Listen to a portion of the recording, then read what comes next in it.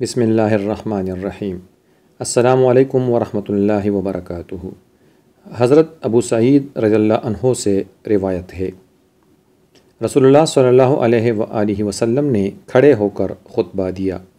اس میں آپ نے یہ بھی فرمایا، یہ دنیا سرسبز اور میٹھی ہے، اللہ تعالیٰ تمہیں اس میں دوسروں کا خلیفہ بنا کر یہ دیکھے گا کہ تم لوگ کیسے عمل کرتے ہو۔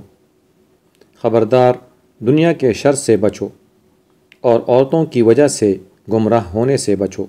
حضرت عائشہ صدیقہ رضی اللہ عنہا سے روایت ہے،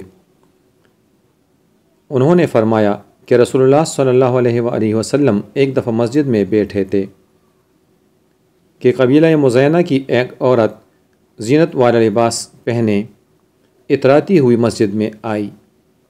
نبی کریم صلی اللہ علیہ وآلہ وسلم نے فرمایا، لوگوں اپنی عورتوں کو مسجد میں زینت والا لباس پہننے اور تفاخر والی چال چلنے سے منع کرو۔ بنی اسرائیل پر اسی وقت لعنت کی گئی تھی جب انہوں نے زینت والا لباس پہنا اور تفاخر سے مسجد میں چلنے لگیں۔ حضرت عبداللہ بن عباس رضی اللہ عنہما سے روایت ہے کہ رسول اللہ صلی اللہ علیہ وآلہ وسلم نے فرمایا، تمہارا بہترین سرما اسمد ہے، وہ نظر کو تیز کرتا اور پلکوں کے بالوں کو اگاتا ہے۔